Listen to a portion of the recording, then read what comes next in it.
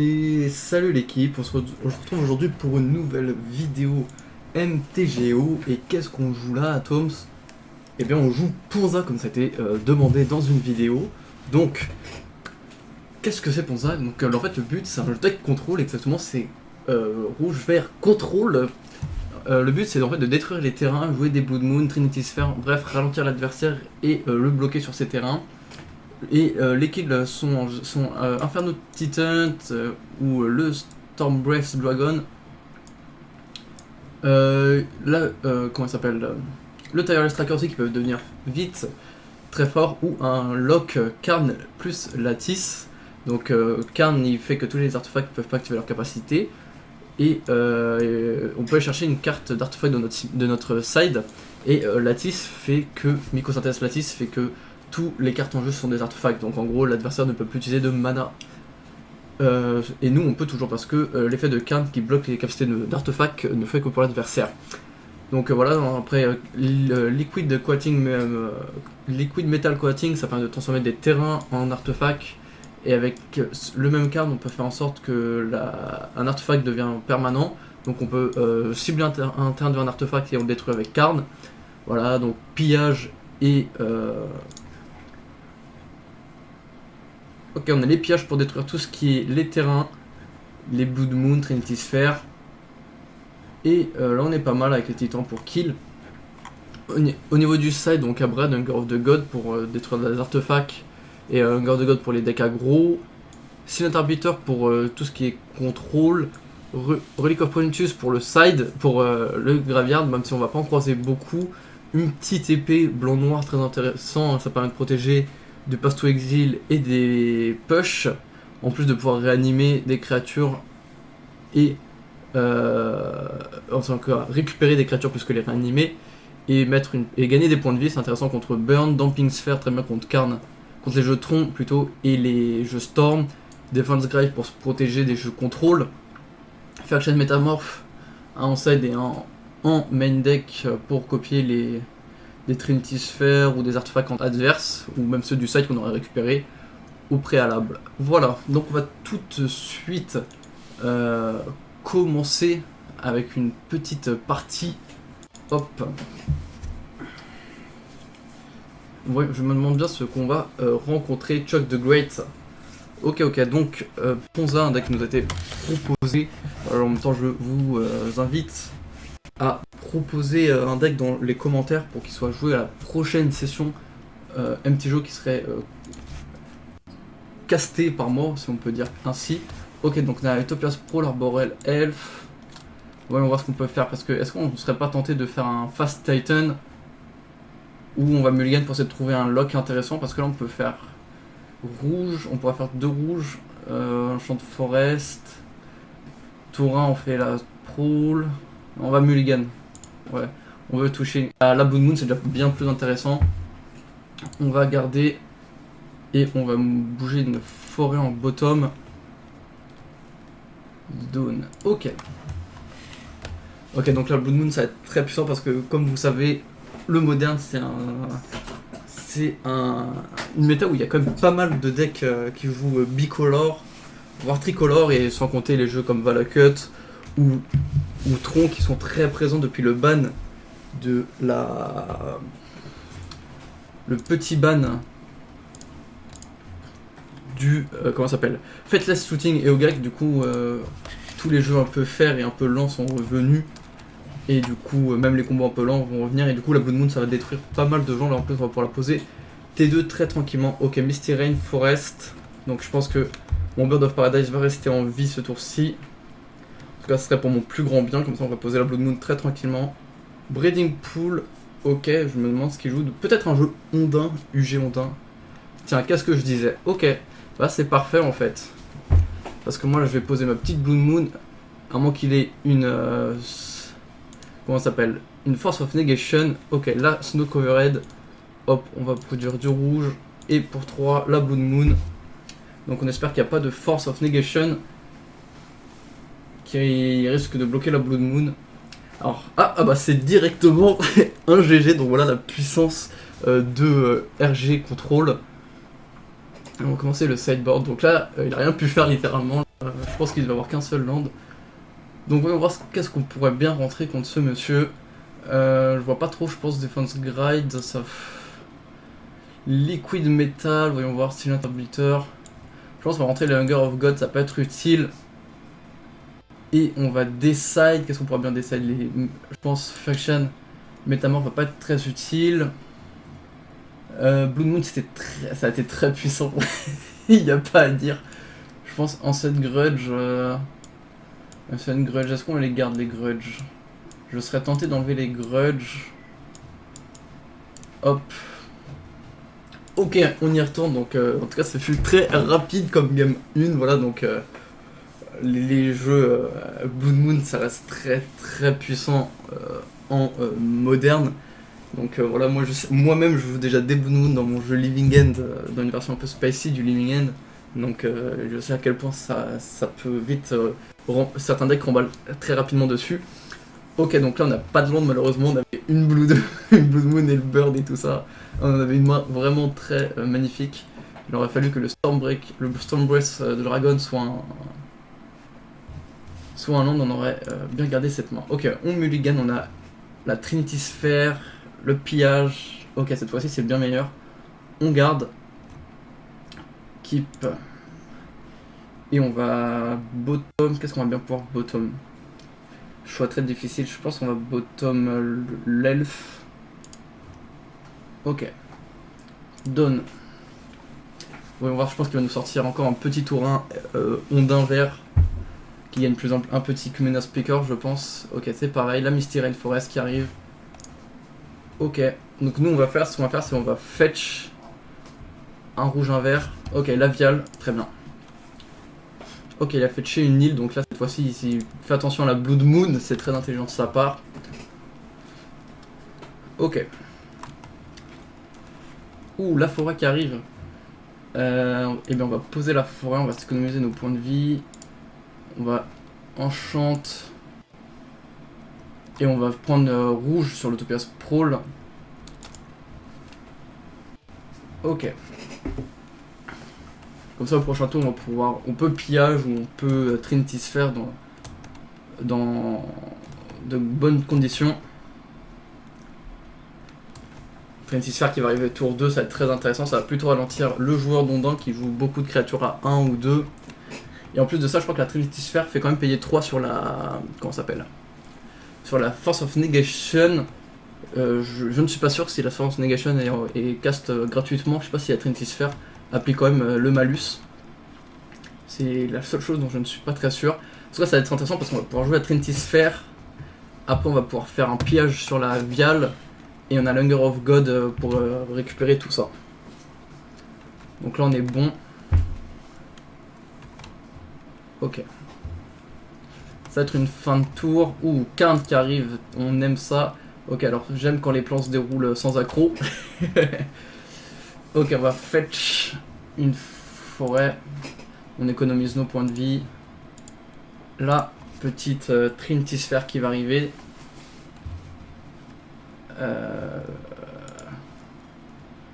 Ok, tac tac. La Trinity Sphere. Donc on espère qu'elle passe. Si elle passe, ça va être un gros gain de temps ou encore peut-être un instant de concede pour le joueur de Ondin. Ok, il a été vial en réponse. Ok, qu'est-ce que c'est? Alors, target land become base land during your turn. Ok, c'est pas mal. C'est une créature qui permet de transformer des îles pendant un tour. Et uniquement pendant son tour. Ok, moi ça me dérange pas, fin de tour. Ouh, le Karn, ça va permettre de lui bloquer la vial. Est-ce que du coup on va plutôt garder... on n'aura pas besoin de faire un pillage sur sa Ether-Vial. Très intéressant. Donc déjà Trinity Sphere, ça va bien le ralentir, on apprécie. Donc comme vous remarquez, moi je rampe déjà avec l'Utopia Sprawl. Et Karn permet de... ok, il transforme un terrain en île. Oh, bien vu, c'est très malin, il a transformé mon terrain en île, du coup ça a fait sauter le Utopia Sprawl. Ok, ça je savais pas du tout que Utopia Sprawl sautait à cause de ça, bah... Je pense qu'on va pas être amis, mon cher adversaire. Ok, il y a 3ème île qui arrive. Ah, du coup, je viens de perdre ma source de rouge. C'est assez ennuyant, je viens de perdre une deuxième source de rouge. Ah, ça m'embête. Ouh là là. Tide Shaper. J'aurais peut-être dû fetcher un pour 3. Mais du coup, c'est ce qu'on va faire au prochain tour. Mais là, ça me ralentit plutôt. Ok. Faute de ma part. Bon, c'est pas grave, il ne m'attaque pas. Ah, une forêt qui arrive encore. Du coup, on n'a aucune raison d'aller fetcher. On attend. Ah, c'est gênant tout ça. C'est gênant. Je pensais que j'étais safe. Ok, bon, c'est pas grave. Il va encore jouer un nom d'un pour un.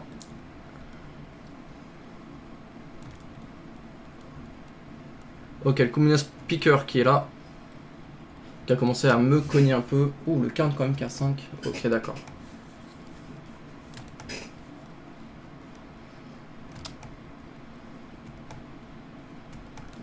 Je pense qu'on peut toujours gagner, vous inquiétez pas. C'est pas bien compliqué, de toute façon on a quand même gagné la 1 très rapidement. C'est pas bien difficile. Ok, il va m'attaquer pour 3. Ok, bon, donc quand même on fait face quand même à un big brain time parce que il a eu l'intelligence de faire sauter mon Utopia Sprawl en transformant ma forêt en île. Je ne savais pas du tout, je connaissais pas du tout cette itération. Ou Unslated Mariner. Ah, il joue Bant. Et il va jouer le Unslated Mariner. Ok, bah c'est pas grave, si je touche un rouge après, ça quand je vais lancer ma petite Hunger, ce ne sera que meilleur. Ok, on va fetcher un rouge. Stomping Ground. Non. Aïe aïe aïe. Hop, on va chercher le Karn.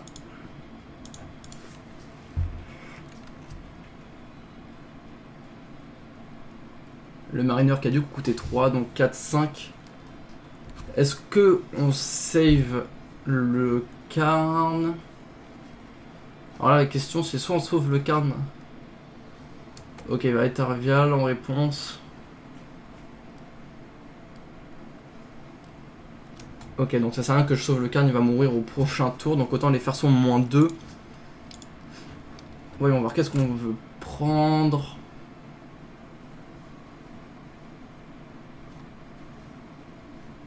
Yes. Alors. Relique de Progenitus. Non. Il y a une épée, mycosynthèse. Je pense que le Silent Arbiter est pas mauvais. On va le prendre, comme ça on pourra le poser au prochain tour. Defense Grade. Ouais, on va prendre le Arbiter.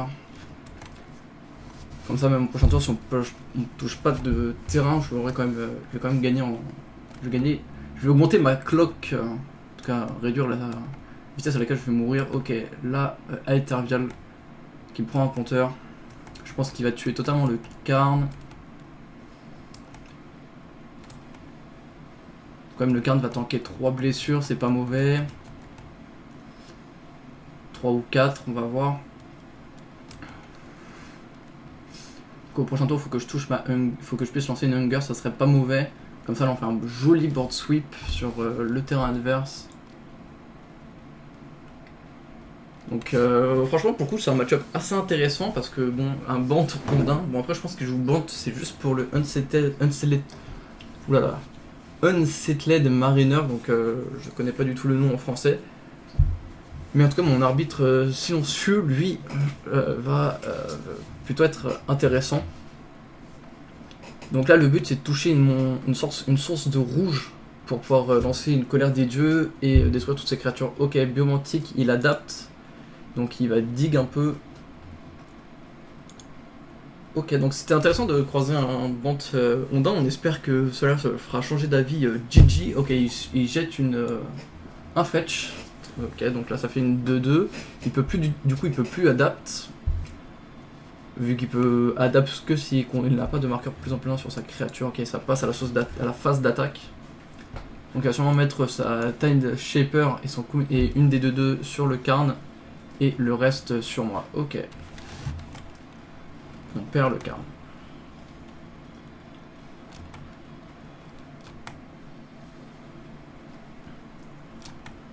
Ok, donc de toute façon il n'a pas 3ème terrain, donc je pense que je suis... Et la Stomping Ground qui arrive, c'est parfait. Yes. Et on va totalement Hunger of God. Hop. Donc vraiment je dois être safe sur la... De toute façon même s'il pose un seigneur qui vous montrait les... Voilà. Merci bien. On passe à autre chose. Donc pour l'instant je suis en très bonne posture, hein. J'ai une deuxième Hunger au cas où ça arrive. Là normalement ça devrait pas aller trop vite. Il va poser un nom de sa main sûrement ou une créature. Ok. Mais un Folk Trickster. Moi ça me dérange pas, j'ai mon Silent Arbiter qui est prêt à l'emploi. Faudrait piocher un autre terrain, ça serait pas mal. Je pense que je vais le détruire, je vais faire piège sur sa viale, ça peut être intéressant. Ok. Le Tide Shaper Mystique. Et il va attaquer pour 2. Ok. Moi ça me dérange pas.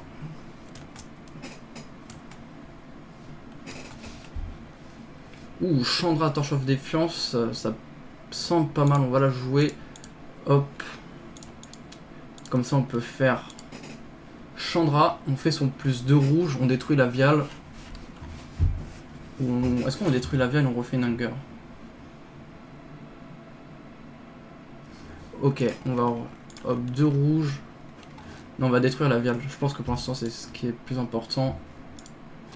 Hop, destruction de la viale. On espère qu'il a aucune créature en main pour rentabiliser.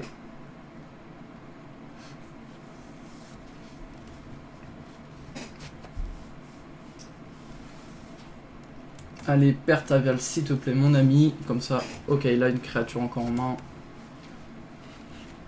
Ok, un Obstrictor. Aïe aïe aïe, je vais perdre la Chandra du coup sur ça.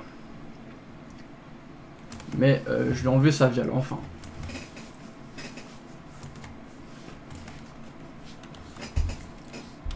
Bon, malheureusement, je viens de perdre la Chandra, c'est un peu triste, mais j'aurais peut-être du Hunger, je pense, ça aurait peut-être été plus intéressant, j'aurais fait comme du 2 pour 1. Mais là, j'ai la Chandra qui va tout prendre.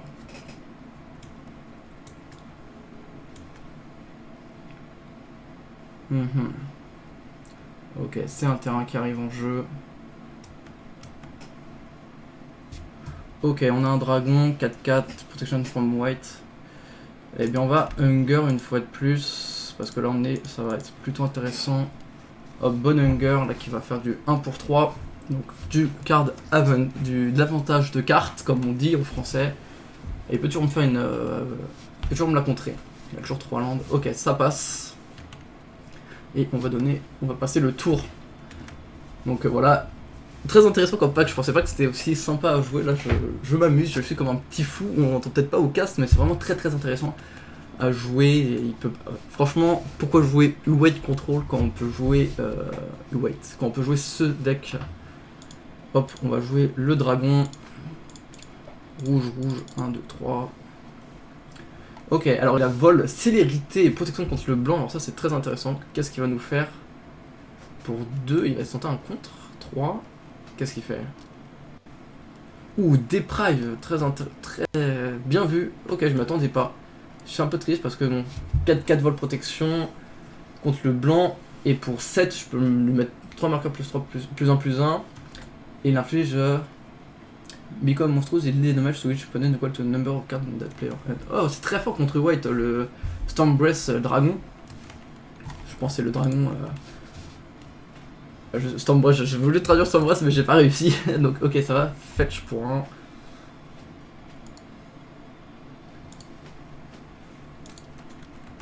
Et ok, ça va être une fin de tour pour ma part. Ah, il est allé chercher enfin sa première source de verre. Ok, j'avais pas fait attention à ça. Ok, Lavial qui revient pour 3. Moi ça me va. Ok, il repose son île qu'il avait bounce tout à l'heure avec la Deprive. Ouh, Karn qui revient, ça c'est très intéressant. Bon, on va le rejouer, hein. Hop. On va rechercher le Karn. On va faire, hop, le plus 1 sur la Trinity Sphere. Et on va commencer à attaquer avec... Hop. Et on va donner une fin de tour. En espérant qu'il n'a pas d'anti-bet sur la Trinity Sphere, ce qui m'embêterait pas mal. Et on gagne grâce au Karn top decké magnifiquement, et en plus il allait sentir le Karn Lattice au prochain tour, ce qui fait qu'il aurait totalement perdu. Voilà donc RG Control, très appréciable à jouer franchement, très bonne proposition de monsieur Slayer 666, triple 6, très bonne proposition. Vous retrouve la prochaine fois sur la prochain match de RG de Rouge Vert Control. Je vous invite donc à liker la chaîne, à commenter si vous avez quelque chose à dire, à partager à tout fan de MTG, à nous suivre sur Facebook et à nous donner donc à me donner un deck à jouer pour la prochaine session MTGO. Sur ce, je vous dis salut l'équipe.